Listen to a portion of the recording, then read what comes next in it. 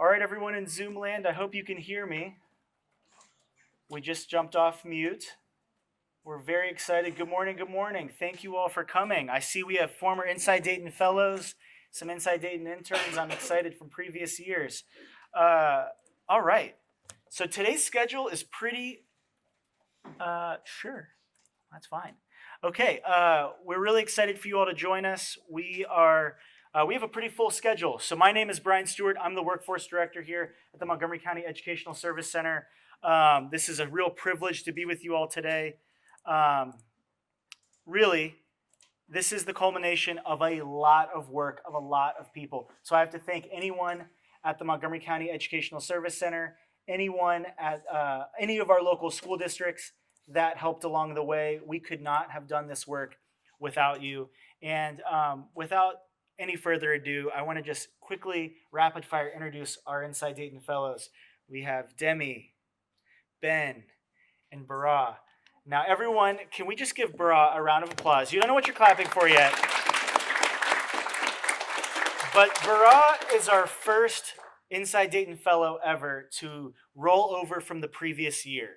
So Bara was an instrumental partner and designer of what you're seeing today, because she was a part of last year's cohort. She led high school students last year, and then she held on for an entire year here at the ESC and then helped make today's program what it is today. So I just want, from the bottom of my heart, Bara, this program's success is very much so because of your creativity and determination to stay a part of the program. So thank you, Bara. One more round of applause for Bara.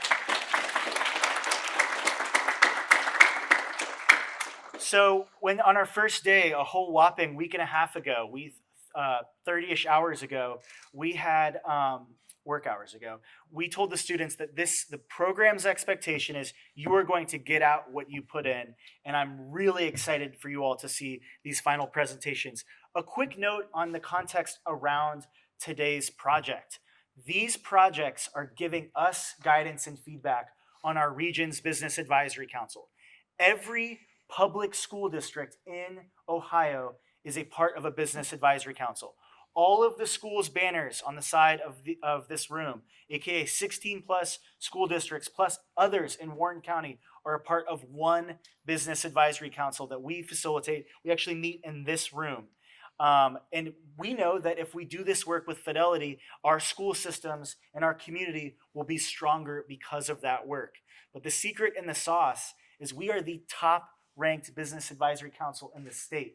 And I say this because we're the top ranked Business Advisory Council in the state because we do something that I think better than anyone else, which is actually incorporate student voice. So the young people's voices that you're going to hear, they're going to give us advice, they're going to give us recommendations, and we will have school district leaders, we'll have industry leaders, we'll have nonprofit leaders, we'll have higher education leaders take their recommendations to heart and make changes at the local level that will affect other students. Speaking of other students, over 170 students applied for this program. We only interviewed 50 of them, and the 28 you see in front of us today are the ones that were accepted. So can we give a round of applause for the students that applied, interviewed well, and have just performed so well over the last week and a half? And there are the voices that we're lifting up of the other 89,000 students that can't be in this room. So we managed that expectation early. We said there is a heavy burden on your shoulders. You are speaking and raising your voice up for all the students that necessarily don't always get that type of opportunity. So that's our whole goal, is lifting up voice. This is our fourth year doing this, our fourth cohort, and we hope it's getting better every year. I believe it's getting better every year. Every year we show them different documentaries on the future of work, on how is Dayton portrayed maybe externally, what are things that have happened locally, and what will the future of work look like, say, 10 years from now or 20 years from now. And then we always kind of play around with this concept of ikigai, and it's this question of what can young people do, what can anybody do, to find a career or a job that you love, that you can be paid for, what you're good at, and what the world needs. That's our goal at the end of the day, is how do we improve our school districts and improve our school systems to help students feel less like on the left and more like on the right. So without further ado, If you have any outstanding paperwork and your parents are here, see us afterward. We want to get all of that completed. But without further ado, I'm going to go ahead and introduce our first group. Group 1, can you all come up here and get ready to present? Let's give Group 1 a round of applause. Now, while Group 1 is getting ready to present, I just want to let all of our students and our parents and guests in the room know this, okay? There are green glowing microphones on the ceiling. If you lean over to your friend and say, my daughter's doing so well, or my son is just doing amazing, everyone in Zoom land will hear that whisper. So try to refrain from any and all side comments because we want our friends in Zoom land. We have over 46 guests in Zoom land joining us today. But this first project is very important to me because I'm born and raised in this community. I love Dayton. And this is a question that I know so many people are asking around our region, which is how can we keep talent here local? So without further ado, I'm going to let Group 1 kick it off. I'm going to hand off the clicker to one of you. Which one of Charlotte? The floor is yours. Rock and roll. Building tomorrow, today, why Dayton is the place to be. My name is Lorelai Wells. I'm 15 and I will be a sophomore at Brookville High School. My name is Nivea Jackson. I am 15. I'll be a junior at Wayne High School. My name is Charlotte Spalding, and I'm 15, and I will be a sophomore at Oakwood High School. My name is Kay. I'm a rising sophomore. I'll be at Belmont next year. My name is Aitor Torres. I go to Dunbar and I'm 15 and I'm a rising sophomore. My name is Emily Kuzma. I go to Kettering Fairmont. I'm 15. I'm a rising sophomore. My name is Jayla. I go to Stivers. I'm 16 and I go to Stivers. I'm a rising sophomore. The Dayton Development Coalition tasked us with exploring how to market Dayton to youth and if the metrics that Forbes considered appealing actually matter to the youth. Did you know, according to the Dayton Daily News, there are over 3,000 patents filed in Silicon Valley, which includes the Pop Tarts, Cheez-Its, and the Country Juicer. Would anybody like Cheez-Its?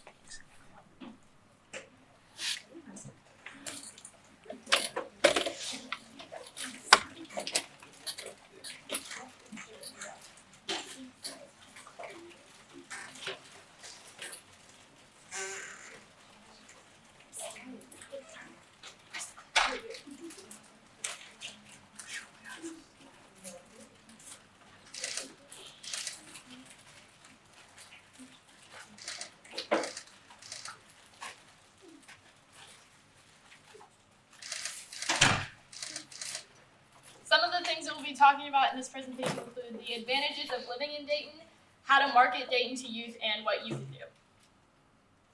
So recently, Forbes released an article about the best places for young professionals to live, and Dayton, Ohio came in fourth place, Dayton Kettering. So some of the reasons that we were named that is because our employment and pay, there are a lot of quality jobs with a lot of opportunities to climb the corporate ladder. Home ownership with very affordable housing. Our housing market is really good considering how it is in other places. On average, rent is $918 a month, which most of this doesn't really matter a whole lot now as like a teenager, but eventually we are gonna have to buy a house or rent something or buy groceries, which another thing mentioned in the Forbes article was the cost of living. On average, $3,600 to $8,400 are spent on groceries. With their youth today, we tend to stay inside, play video games, not knowing what the city has to offer. And one of the best things Dayton has to offer is all these amazing things to do that are also affordable. Like you can go visit the National Museum of the United States Air Force, you can tour the Dayton Art Institute, go to a Dayton Dragon game, and you can enjoy Kyalonda Historical Park. You can also explore the beautiful Oregon District, you can experience the Five Rivers Metro Parks, and you can attend a performance at the Schuster Center. As mentioned before by Charlotte, the Five River Metro Parks is something you can do, and there are often concerts there as well as at Levitt Pavilion. They're very affordable most of the time, and they feature a lot of really good local talent. Another thing is that Dayton is still pretty friendly considering the size of the city. People will still say hi to you on the street. You're not just like getting the cold shoulder. Another thing, in 2019, tornadoes hit a lot of the Dayton area, and my house was hit. So that middle picture is of my house the day after. And my family was in a lot of need, and the Dayton community really came together to give us everything that we needed. We lost basically everything in that house, so we were giving everything from groceries to clothes to furniture to toys. And it's really touching to see like the Dayton Strong movement and the things that Dayton did to help people who are in need. I'm a military kid. I've moved 7 times, and out of all the places I've lived, I think Dayton is one of the most welcoming communities. I can really see myself advancing my career here with all of the available opportunities like this one for people my age. Quality of life. Dayton is a great place to live. Dayton has a story. Dayton has plenty of fun things to do. I go to Stivers School of the Arts, one of the best art schools in the region. Stivers teaches me and gives me a good perspective of Dayton and the community and opportunities. I feel as if our community doesn't do enough to emphasize Dayton or what we can do and what we can accomplish. I have gotten a new perspective of Dayton. I now see Dayton as a wonderful community, but I think we could do better to show who we are as Daytonians and Ohioans. The community events can give you opportunities like going to the Air Force Museum or other community events that happen. Another huge pro about Dayton for young people is how it's constantly changing and evolving. Dayton is a very immigrant-friendly city, and in 2019 we had almost 7,000 immigrants live in Dayton and over 25,000 just in Montgomery County. There is a reason that immigrants and refugees decide to come to Dayton because it's a good place to live, and they bring different music, food, and art, and that creates cultural fusion. This is a really good thing for young people to grow up in because they experience how other people live and it gives them a better perspective. And Dayton has a lot of cultural diversity, which is a huge pro. Dayton also has a great job industry. We used to focus a lot on manufacturing, but recently there's been a massive shift into healthcare, aviation, and technology, or IT. And the job market is still great in Dayton, and especially for young people. Marketing Dayton to youth. Well, the question to think about is why. Why should we make an effort to keep young talent in Dayton? And there are many different reasons as to why, but the one that stuck out to me the most was this concept called brain drain. And basically what brain drain is, it's when all the talented and skilled people leave one place to move to another place. It's kind of like when the best basketball players on a team leave to join another team, taking their talent with them. So when brain drain happens, it can leave the first place with fewer smart and talented people, which obviously isn't that great for that place. The why, or how, one way we can advertise Dayton is by asking ourselves what makes Dayton different from other major cities like Cincinnati or Akron. Something to think about is the standard of living. Dayton, Ohio is 17% cheaper than the US average. The next part to consider is traffic. Even though most of my peers in this room don't have their license yet, we will in a couple of years. Unlike other major growing cities like Akron or Columbus, Dayton experiences much larger traffic congestions. Diversity. To me, diversity is important because it gives us different perspectives and experiences and overall a better understanding of society. There are lots and lots of different programs like the one I'm in right now, the Inside Dayton program. So the question we were asked is, how do we market Dayton to the youth? How do we make people want to anchor their lives to Dayton? And here's how. So our lives revolve around school. That is 90% of what we live through. So if we can make internships, pilot programs, sponsorships, whatever, if we can make those public through schools, more students will hear about them, more people will have interest in them, and more people can be reached, and more people will say, oh, Dayton has opportunities, I can have an opportunity, and I can actually see myself living in Dayton because there are actually things to do. Marketing through social media is also a great tactic because we do spend a lot of time on social media when we're not busy with school. And discovering careers through events like job fairs, again, that work with our schools, this gives us young people an option to want to stay in Dayton because we see that there are actually careers, there are actually options, and there are things that we can do in Dayton. Education is something important when it comes to moving to a new place. You obviously don't want to move to a place that has poor education opportunities. When it comes to Dayton, that's not the case. We have STEM education, which specializes in technology, mathematics, and science, which is public and available to everyone. Dayton offers scholarships to those who have trouble affording education to their kids. After-school programs, which are offered to those who are falling behind or need help improving school. For graduates, college offers a lot of scholarships in order for it to be affordable. We have great universities like St. Clair Community College, Bryan University, which is mainly known for providing a welcoming campus for veterans and other military students, and support of military initiative in the Dayton region. And that's just one university. Imagine how many other educations Dayton offers. So after discussing all of that, what could be our next steps? One way is by reaching out to schools and having people talk about different programs and opportunities. We have to realize that young people spend most of their time in school. For the past week, I've been telling my friends about this program that I'm in right now, about the paid internship that I'm at right now, and all of them have the same question: how did you hear about this? And I always tell them about the email that I got from my teacher advertising this program. So reaching out to schools could be an effective way of keeping young people here. Reaching out through social media can also be a very effective way of letting young people know about opportunities. When we're not at school, we often spend a lot of time on social media. So using social media like TikTok or Instagram as a platform to advertise these opportunities could be a great idea. Questions, comments, concerns? Can we give a round of applause for Group 1?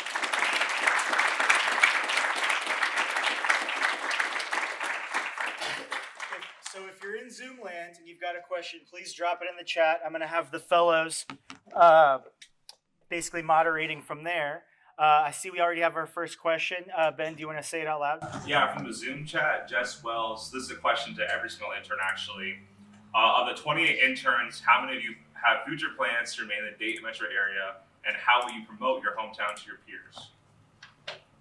So anyone can answer this. Well, I plan on staying in Dayton, especially because of this program. Like, I've seen a lot of the advantages of living in Dayton, which I may have not known before, which is kind of the point of this presentation of like, how do we get people to know about it? So I feel like I could even just like use this slideshow, but just talking to people about the things that you could do within Dayton is really important to getting people to stay. Yeah, I was gonna say like just mouth the word, telling people about different opportunities. So tell our story. Any other questions from the... We also want to highlight that one of our esteemed interns today has a birthday, so happy birthday, Charlotte. Can we give her a round of applause?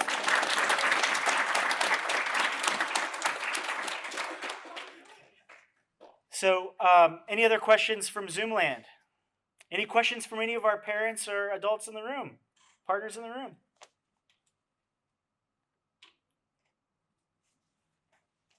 In preparing for this, what was one thing that surprised you that you didn't know? I would say like the fact about the pop tabs. I didn't know that for one, I didn't even know like they had a name, and then for two, I didn't know that they were made in Dayton. Well, I could just tell you that the Dayton Development Coalition came to us and said, we're really curious about, do the things that the Forbes articles spell out actually matter to young people? And I think you just heard a resounding yes. Maybe not so much immediately, but down the road, these things are factors. So I'm just so proud of Group 1. Can we give them one last round of applause? Thank you, Group 1. Okay, that means Group 2's up.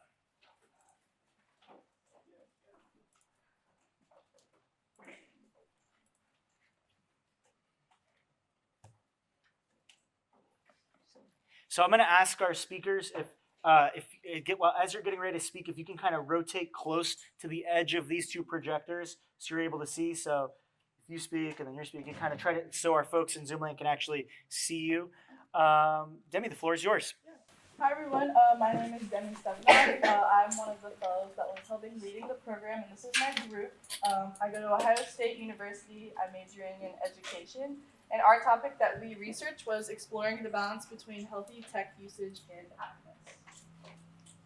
I'm Carly Lehman, and I go to Kettering. I'm Gerry Smith. I go to Trotwood. I'm Grace Wicked, and I go to Vandalia. I'm Jazmine and I go to Berkeley. I'm Mason Arnold, and I go to Brookville. I'm Parth and I go to Centerville. I'm Will Ross and I go to Oakwood. So, in recent years, there has been a noticeable surge in screen time among teenagers. In fact, the average screen time for a teenager is now between 7 and 9 hours, according to the Pew Research Center. The excessive use of these devices and social media leads to a myriad of negative consequences, like higher levels of depression, anxiety, and even cyberbullying. Additionally, excessive screen time has been associated with serious issues like self-harm and decreased happiness, which is a serious issue. Teenagers who spend 7 to 9 hours on their screens each day, which is the average, often experience a significant drop in both self-worth and more emotional distress. We see in the graph that at the 7+ hour mark, the percentage of low well-being skyrockets. That's why it is absolutely essential and crucial that schools, parents, and policymakers like school boards work together to try to reduce or negate these negative effects and create a healthy digital environment for teenagers to learn and grow. What's AI and how does it affect mental health? So let's focus on the main part. What is AI? AI, or artificial intelligence, is a technology that is programmed to think like humans. It has access to therapy, which is crucial for mental health, and AI is a tool that can offer a new form of accessible therapy. So what are some pros and cons of having AIs? AIs, they give you 24/7 access to support, meaning like you can always access AI wherever you are, whenever you are, and however you are. Free or low cost treatment. AI, you can use AI, is free to use. Some may pay for AI, some may not. Less embarrassment. Some people are socially awkward, or some people are introverted, and some people use AI to like get their word out or to speak. Early diagnosis.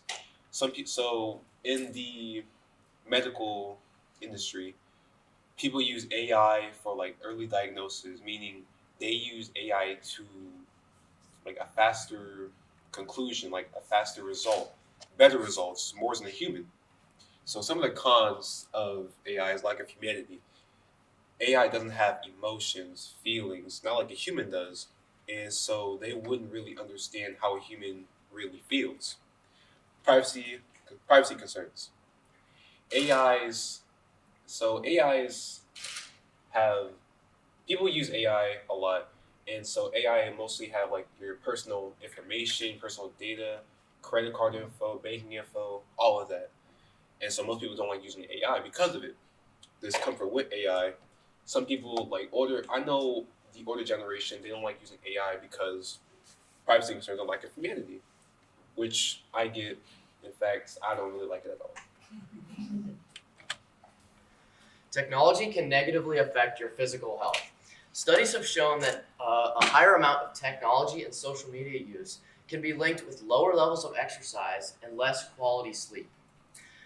A lack of sleep has been associated with depression and people finding it harder to socialize with their peers.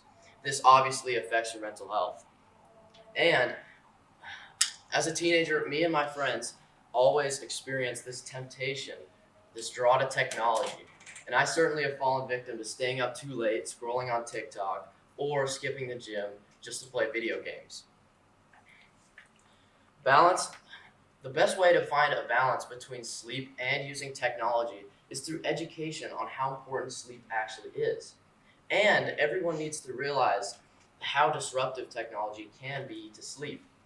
Social media is designed to grab your attention, and along with the blue light emitted from screens, this can disrupt your sleep without you even knowing.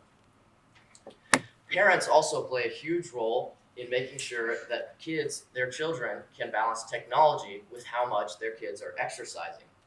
Parents should be encouraging their children to do physical activities, ranging from organized sports to just playing outside with their friends.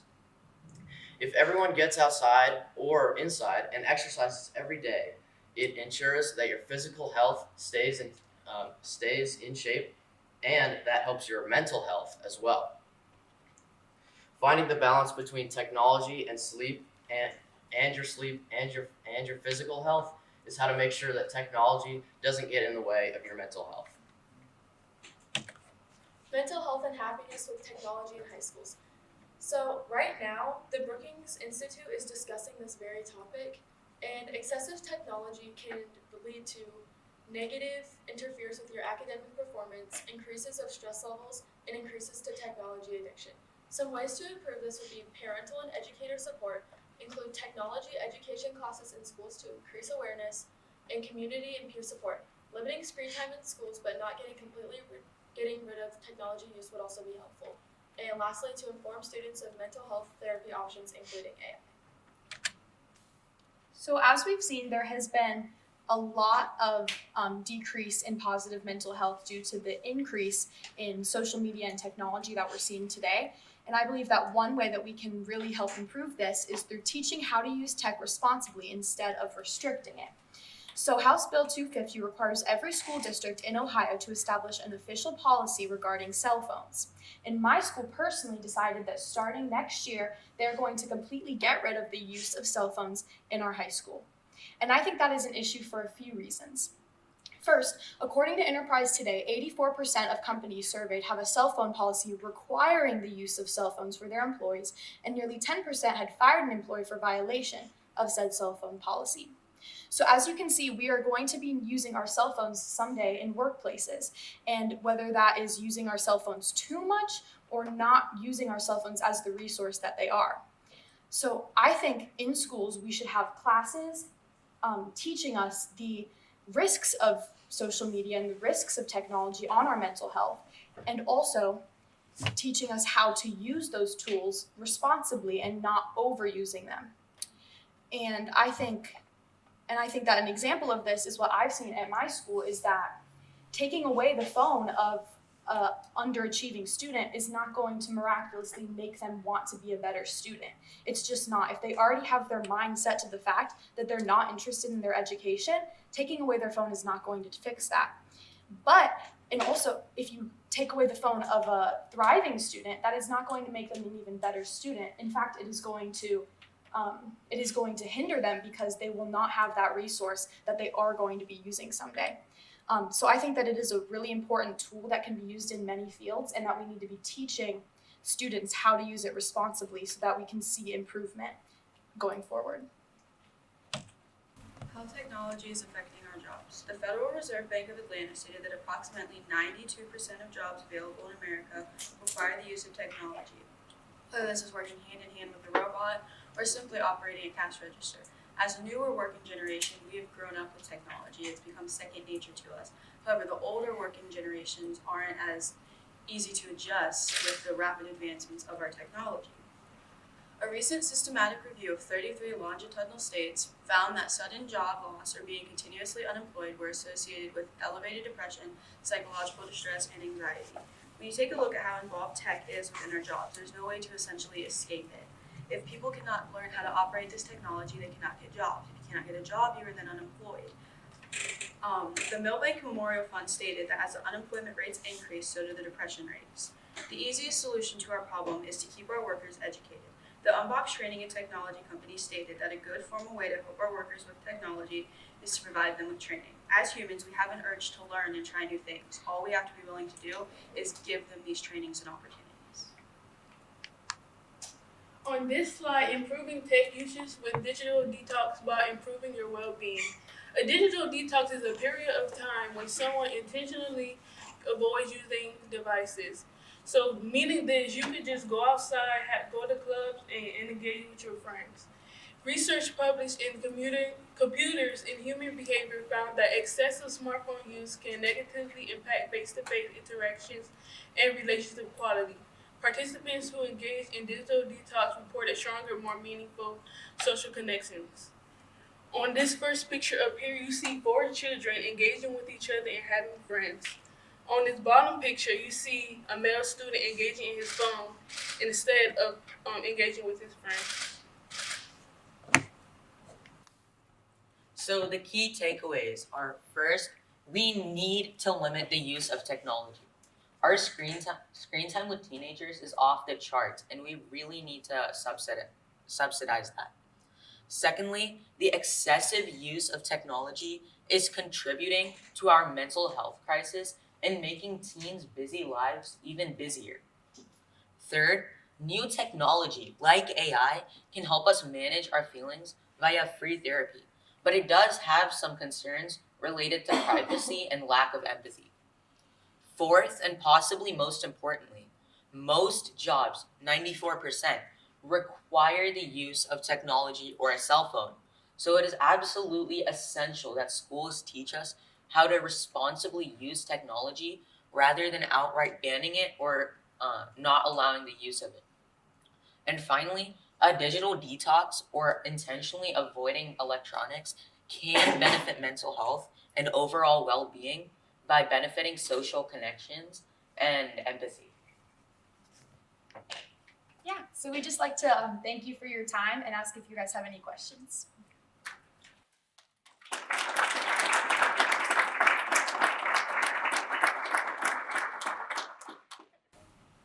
We have a question in the Zoom. They're asking, Jess Wells is asking, do any of the interns attend Dunbar High School? Dunbar?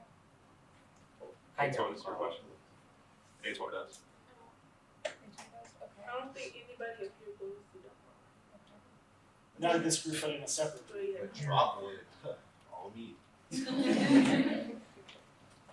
But they also ask, can you speak to the change in the academic atmosphere since the cell phone ban went into effect? What do you think an appropriate and responsible amount of screen time use daily is? So I actually haven't seen the complete ban yet because it is starting next year. But I think a responsible use would be kind of what we have been seeing, where teachers can kind of decide where they want phones to be in the classroom. So whether that be they see a phone out and they take it and then they can give it back to the student at the end of the class period, I think that is totally responsible in a school setting.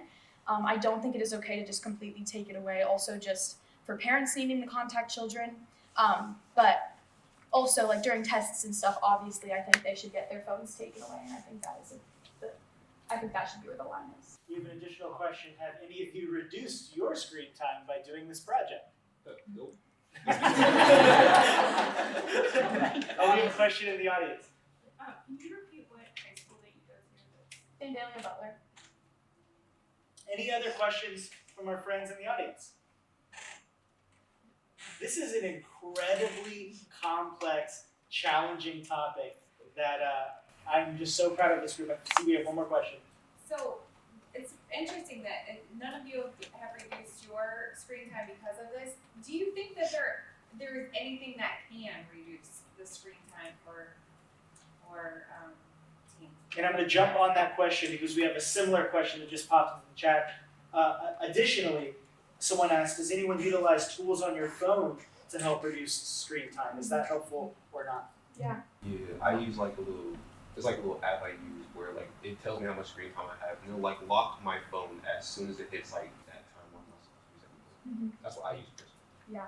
I think it's a little bit tougher in the summer just because sometimes, except for this, we don't have that much going on. But I think it's important to be involved in other activities and to hang out with friends so that we can make sure that we're not just sitting at home bored wondering what to do. We have hobbies so that we don't just always resort to going on our phone.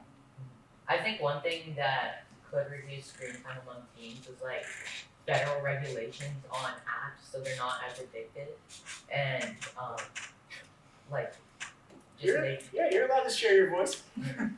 and just making it easier for teens to get off their phone. Okay. Can we give I see another question in the back. Do you as students feel more secure with your phones in the classroom? Oh, Yeah. yes. Yes, sir. So you feel like maybe the school should let you keep your phones just for that reason, or more the way things are as emergencies? Yeah, I feel emergency wise, then we should be able to keep our phones, but ever doing tests or just regular school, schooling. Do any of you attend schools that do not allow phones in your classrooms or on your person? So for those in Zoom land, it's about half of the students are raising their hand. We're getting lots of glowing reviews in the Zoom chats. So for our first two groups, our friends, the 50 plus friends in Zoom land are saying you're all doing a great job. Can we give them another round of applause? All right, we're ready for group 3. I do want to remind the fellows that if you want to toggle between screens so folks can see your students better. Again, I just want to remind everyone in the room and on Zoom land that we are talking with 14 and 15 and a few 16-year-olds, tackling some of the most challenging questions facing our community. So, Group 3, the floor is yours. Hello everyone, my name is Ben O'Keefe. I go to Ohio State as well, entering my 3rd year studying middle childhood education. As you can see, our projects on the future of AI, applications for school and workforce development. I'm super proud of this group. I think they're going to be great, so I'll go ahead and let them kick it off. I am DeMar Shafiq and I go to Kettering. My name is Johanna and I also go to Kettering. I'm Kaylee and I also go to Kettering. I'm Micah, I go to BPS. I'm Mingda, I go to Oakwood. I'm Nathan and I go to Centerville. Okay, so to get it started, I'm just going to be answering the basic question of what is AI. Group 2 already kind of touched on this, but AI, also known as artificial intelligence, is basically what allows computers to think, learn, and problem solve just like a person can. And with our project, AI in the workforce, basically AI is there to help make machines do things that usually need human intelligence. We came a long way from breaking the German Enigma code to writing a paper on which defied AI. AI, it's not gonna go away. It's been here since 1950. There's no changing that. From 1950, it used to be like just a concept at that point. Now it's defeating champion Go players, and now it's helping us write papers and stuff. Like, you can't get rid of AI, and it's just gonna keep evolving. So, how else? What can we do? How is AI useful? Some pros of AI: automation. AI streamlines repetitive tasks, saving time for students and businesses. There's safe exploration. AI-driven robots can safely navigate dangerous environments that usually pose risk to humans. There's language translation. AI can break down the language barrier and translate languages. This can be very useful in cultures in different countries. There's access to info. There's a wealth of information you can get from AI to help you with research, learning, or anything you want to know. There's lots of interactive tools like chatbots and tutors to help you answer any questions you might have and get instant feedback. There's enhanced creativity, where AI can help you generate ideas, create art, or solve problems that foster creativity or innovation. Positive effects in the workplace. AI-controlled robots can take over dangerous jobs that humans usually can't do. They could also take over boring or repetitive work like sorting objects.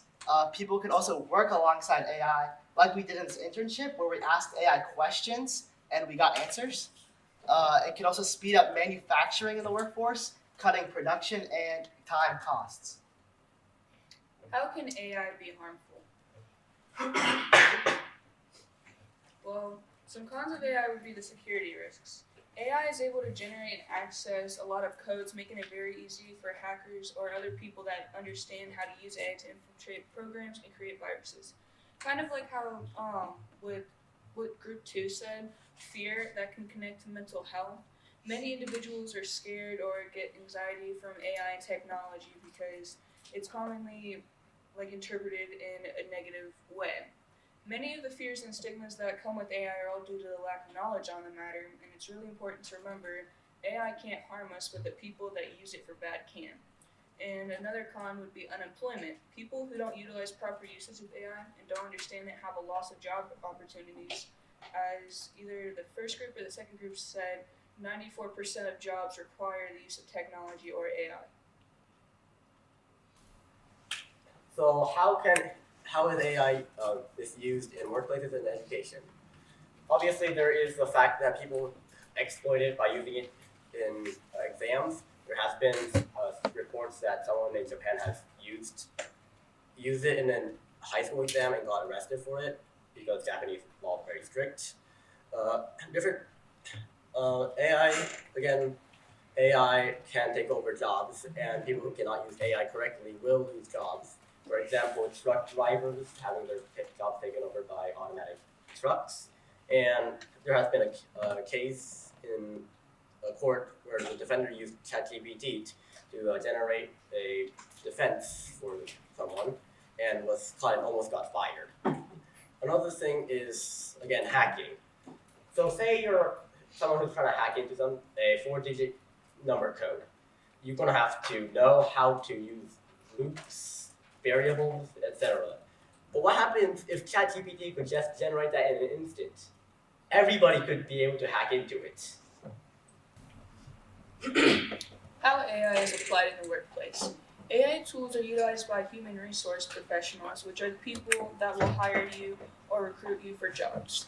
They use chatbots and other things in AI to go through all the different candidates and choose them and pick them based on what rules and things that they need for the job, and it makes the processes just a whole lot quicker and easier.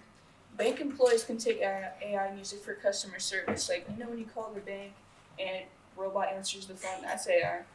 There's fraud detection, risk management, and overall more efficiency with just getting things done a lot quicker. And teachers and educators value AI for its ability to make slideshows and lesson plans within the matter of minutes, instead of them having to handwrite everything and it taking them maybe an hour or longer. How AI should be applied in educational settings. Students can access AI like ChatGPT for inspirational purposes. Like say they have a writing assignment and they just have an idea, but they don't understand or they can't fully make that idea into something that's more authentic or creative. They can put that into AI and it can just make their assignment more interesting and creative. And students could gain a better analyzation of data from way beyond their understanding if they just put it into AI, and the AI will teach it to them or explain it to them in a way that they can comprehend. And students could improve or even develop critical thinking skills by using AI for feedback on assignments. AI should be taught in schools as a tool and not a hindrance. In the educational setting, there's a misconception that AI tools are inherently deceptive. Research, such as studies by Stanford University, highlights a concerning trend. Students fear discussing AIs because they are afraid that they might get in trouble for bringing up a topic like that. Educators must foster an open dialogue to dispel misconceptions and guide responsible AI usage, enhancing the learning environment. How AI affects our generation. AI will be everywhere. Whether you realize it or not, you will most likely be using AI. Grammarly, Instagram, or a simple song recommendation on Spotify all apply AI in some way. We will grow up with it. AI is continuously improving, and our generation will be greatly affected. For a lot of us, this is our first job. However, as we continue to move on in the workforce, knowing how to use AI is going to be a necessary tool and will help us greatly succeed. What we as Gen Z want to see happen. We want an AI education that represents the technology positively. AI is just going to be there for the rest of our lives whether we like it or not. Why treat it as something bad when it can be used for something good? We also want permission and acceptance within our schools to use AI as a learning tool instead of automatically being seen as a way to cheat. It would also be really good for having participation in the present and future of AI to make sure that policies can hold our values and the companies are able to listen to our concerns on what we think are right and wrong. It would also be good to have classes that train us how to use and understand AI in preparation for our future careers. So what can we do from here? Obviously, people have been trying to ban AI in schools. That will not help because then we will be very vulnerable to AI in the future. For example, again, the court defender could use ChatGPT and came up with fake information and almost got fired. Because that person did not know how to use AI, then he almost lost his job. What we recommend is having AI classes built into existing typing or computer coding classes from 6th grade and up. This way, students will learn how to use AI responsibly. Another example would be business and companies making themselves better at giving lessons or resources out to their future employees on how to use AI. This will help, again, how the court defender, for example, or truck drivers. Another thing is making AI mandatory in every class, but don't force it to them. And know the boundaries. Make sure the students know the boundaries for AI. In conclusion, AI is rapidly growing and cannot be ignored. This is nothing to fear, however. Contrary to popular misconceptions, AI can be positively used within everyday life. In the classroom, for example, AI needs to be taught in the classroom. It is essential for students to learn how to use AI and how not to use AI. The more educated students are, the better. In the workplace, AI used in the workplace is very important. If you do not know how to use and utilize AI for future environments, and you will more than likely be left behind. It will integrate its way into your company, your corporation, and you need to know how to use it so that it can help you make your company better, basically. Any questions?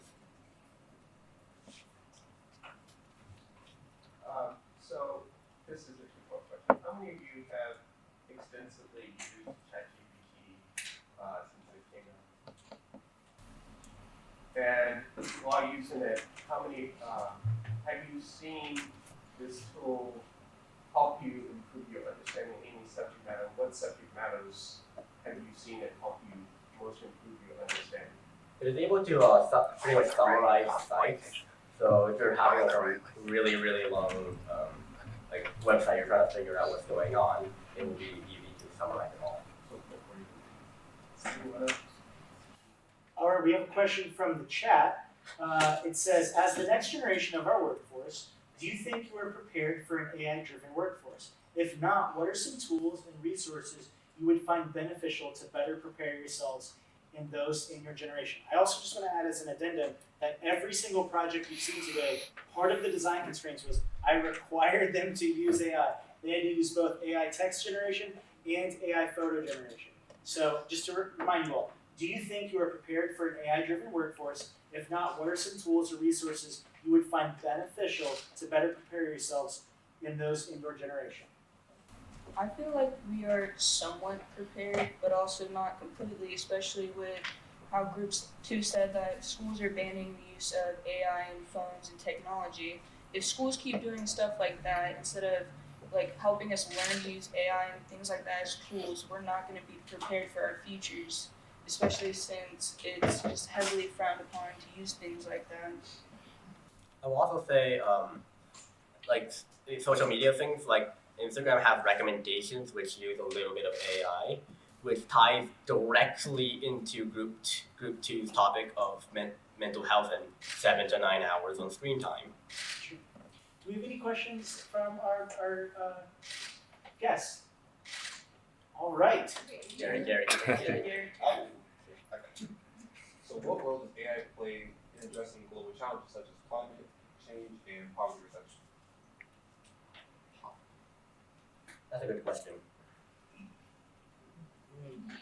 We'll get back to you after the presentation.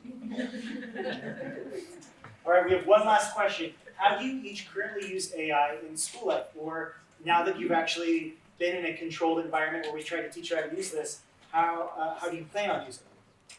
So, at Kettering, AI is not used widely, not ChatGPT and all things like that. However, Grammarly is one of the things that we can use, and it's built into a lot of the Chromebooks that we have. And Grammarly is very helpful. I used it all the time. Whenever I was in English class and we had to write short stories or essays, Grammarly will always be there to help me, give me suggestions or make spelling corrections. Like if I misspelled a word, it would help me fix all that. That's one way I greatly used AI. Me personally, my school for some reason just outright bans AI, phones, all that. So we have to think critically, and it really hurts. I have to. I'm being honest here. I have to try my best to think of how I can expand the sentence to meet the criteria of the essay or work. And really having AI would actually really help me. If I had that, he said Grammarly.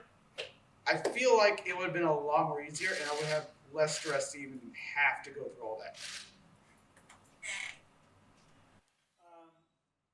I just want to highlight, this is one of the biggest challenges facing this younger generation, and you all just tackled it with such grace and just punched way outside your weight class.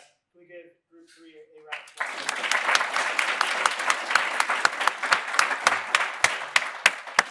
All right, Group 4, come on up. As Group 4 is preparing to present, I do want to challenge our guests in both Zoom land and in person. If you have any just overall overarching questions, you have access to 28 young leaders in the room, and we would love for you to have general questions after this final presentation. So without further ado, I'm going to throw it to our Group 4, and I'm just going to say that we included this question particularly because, make sure that you're changing cameras, that we have over 600 companies active in our Business Advisory Council. The rest of this summer, once these lovely students go on to their summer activities, I'm going to be meeting with many of those companies. And so one of these questions were, as I prepare for my one-on-one conversations with the businesses and industries and industry groups that are active in our Business Advisory Council, what are some recommendations they have from a Gen Z lens? So, Bryan, take it away. 600 employers engaging local companies and exposing youth to careers. So we are exploring the 600 different employers throughout our region that are helping out our different school districts. We were tasked with discussing how to better expose young people to careers and opportunities using these 600 employers. Hi, so my name is Bara. I go to Wright State. I'm graduating next spring. I'm majoring in English TESOL, which stands for Teaching English to Speakers of Other Languages. My name is Kiara Anderson. I am 16 years old and I am a rising junior at Pontus Career Technology Center. Hello, my name is Madeline Burke and I'm a rising junior at Stebbins. I am Wyatt Taylor and I go to New Lebanon High School and I am 15. I'm Isabel, I'm 16, and as of right now, I'm attending Kettering Fairmont High School. My name is Christian Parks. I'm 15. I'm a rising sophomore and I attend Centerville High School. My name is Cindy Solomon. I'm 14. I go to Stivers and I'm a rising sophomore. I'm Casey Trout. I'm 15 and I'm a rising sophomore at Stivers. What is career exploration? A term used to describe the process of researching and learning about a job you may enjoy. A chance to learn and discover how to make a network and how the job may be like from the inside. We have many different programs out there. The one we use is New Science. It's a program used in some schools in our area to help us see what we may be good at. What career exploration opportunities do you provide for young people? If there's any professionals either on Zoomland or in here that kind of want to tell us what opportunities they provide, whether they're internships or mentorships, just anything like that, job shadowing even.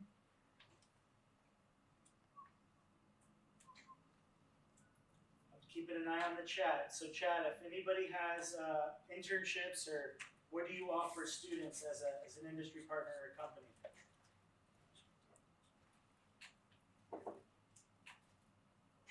Well, in our office, we offer internships for freshman college students and for college, not specifically for high school students for the same office. So that's an opportunity. We have someone in the chat that adds the University of Dayton provides internships to students of certain majors. We have tech interns and we have other internships as well. So if you're studying computer science or IT, you can come and do an internship at Montgomery County ESC. I would challenge it's not as fun as this one, but it's definitely more hands-on when it comes to computer science and IT.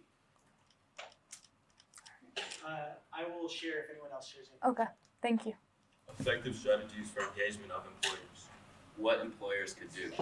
Employers can provide funding for students to find out what they want to do with their careers. For example, employers could fund work-based learning, career days, career fairs, and many other exploration possibilities for the students.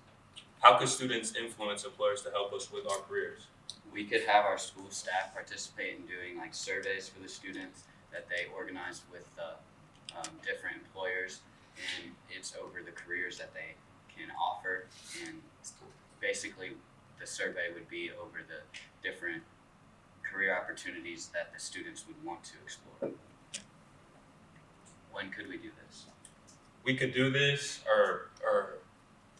we could do these career surveys towards the end of the school year, so the schools could then, over the summer, take these ideas, pursue them, perfect them, and then put them into the effect for the following school year. How could we motivate employers to help us? We could have our employers, or we could show our employers that our students around this region are the future of their different companies, and what they would do would benefit us and help us find our ikigai. What is ikigai, and how employers help us find our ikigai?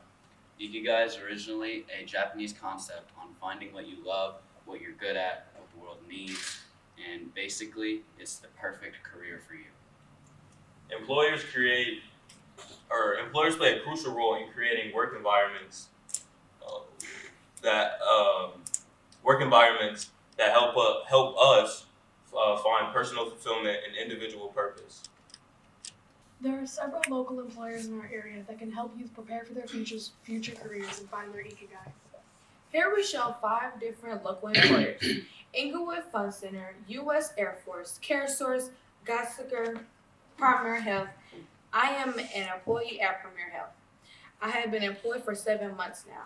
I am a safety companion, which means we assist our patients with their needs. Helping our patients could look like getting set up with food, taken to the bathroom, assisting with showers, even as helping change the TV channel.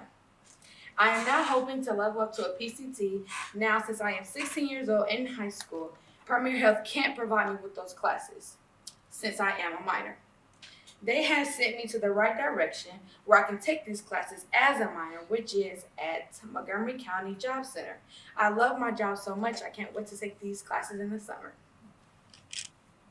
Another helpful employer is Gossaker. During this internship, we were allowed to take a tour to see what goes on in the day-to-day of their building. We were allowed to speak to employers and ask questions about what they do in their career. Seeing this place was helpful for students preparing to go into the field of engineering, marketing, and more. This is another way that employers can help students prepare for their future in the workforce. How can we expose youth to careers? I think a great way to do that is by mentoring. I feel if high school students were more engaged with mentors, like from our industries, it would help them to achieve their career goals. And ways that our industries can provide us with mentors is by having different people from different work fields and career paths to come and guide us and tell us how to get towards certain careers while we're still in high school, and share their experiences with us. And I think it's important for the youth to feel encouraged and motivated to continue with their career paths. And if freshmen were assigned a mentor that stayed with them all throughout high school, I think it would be beneficial. Internships. What we need and what I believe will be very efficient for us in the future is more internships. When we have opportunities such as the Inside Dating program, we are given the opportunity to build new connections or leverage new skills that are emerging in our current community, such as AI. Job shadowing. As you may know, we went to Gossaker. That is counted as a job shadow. We watch people work with robots and help assist them. It may help our interest or just teach us something new that we could later on do in our lives. I always suggest doing this in schools or just open jobs. Give people opportunities. So let's elaborate further on AI. AI is becoming more prevalent in the workforce. What do I mean by this? We're starting to leverage it in things such as entry-level jobs with ideas and concepts such as co-robotics. Co-robotics is a robot that will do things such as flip a hamburger while a human assists them. Plus, many fields are being impacted by AI. And it's not generally the AI itself, it's the people who are having careers in AI. It's becoming a new and very prevalent job. To further elaborate, giving internships on AI will allow for us to leverage this new skill that is emerging in this career and the job opportunities with it. Here I'm going to present to you a quote. From 2021 to now, 2023, investments in global AI projects has totaled nearly $94 billion according to Stanford's AI Index report. Why is this relevant? It's because it's showing that a major economic focus is being put into AI and the industries that it's being created with. Hence why lots of focus on this will allow us to get new careers opportunities and to leverage this to our best ability. Considering all of this, encouraging partnership between employers and students is necessary and could be tremendously helpful with creating the next generation of confident professionals. We want to see more mentoring, internships, job shadowing, and more career exploration opportunities for our age group. Through this, employers can help students gain practical skills for their career paths and help them gain insight into what they might want to do with their future. In conclusion, promoting these connections aid in the growth of these industries and the growth of the students themselves. As we prepare for the future of work, investing in youth career programs and helping youth prepare for these changes today is necessary for building a skilled workforce for tomorrow.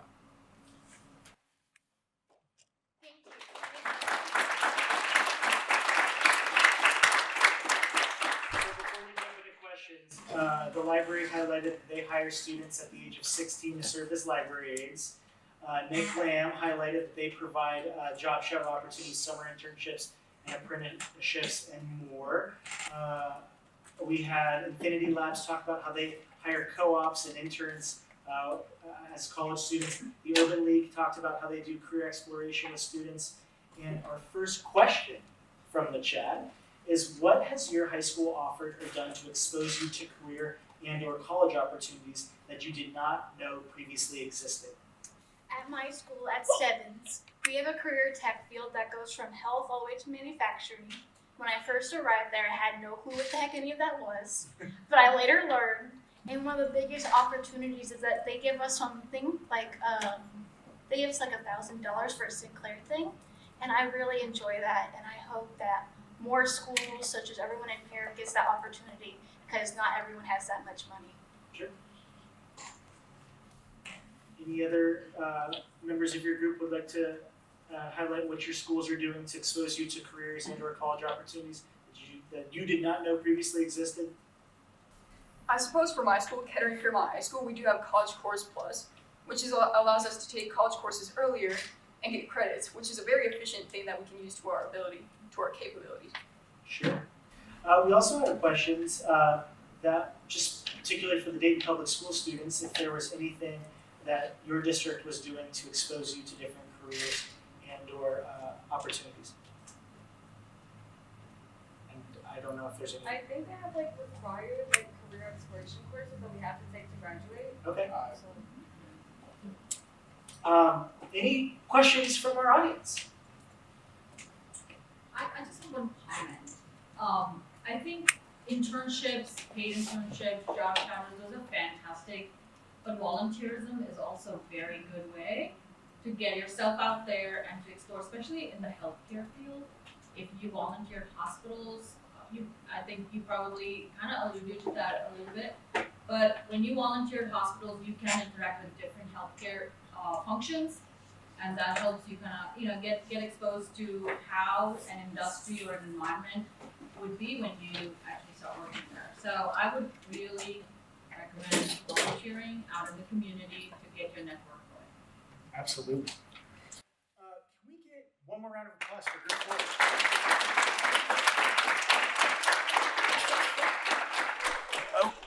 4? Okay, so this is basically now an opportunity for you all to ask our students any questions about the program before we break into a quick debrief, and then we're going to go ahead and give them awards to get them out of here. But does any members of our audience or friends in Zoom land have any questions for the Inside Dayton interns?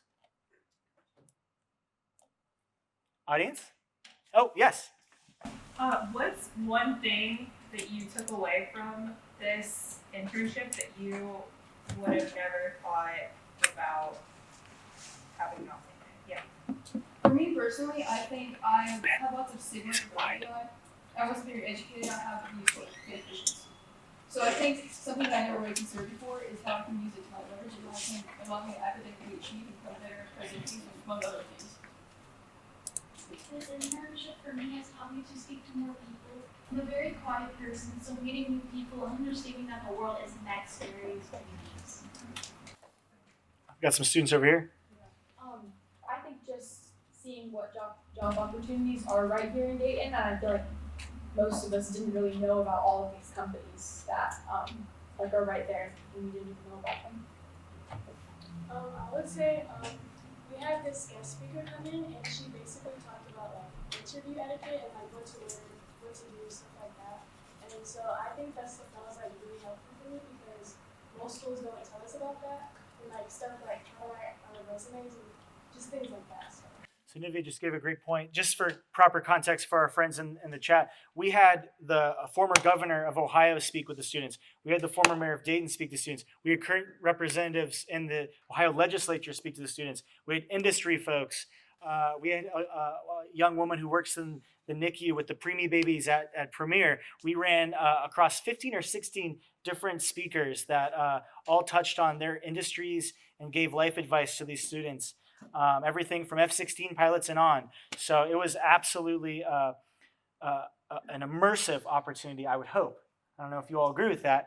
Any other questions for our students? All right, just so you all know, because you didn't have access to the chat, many of your parents, friends, and family spoke very highly of you in the chat and were rooting you on.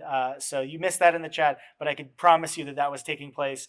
Let's just give a round of applause one last time.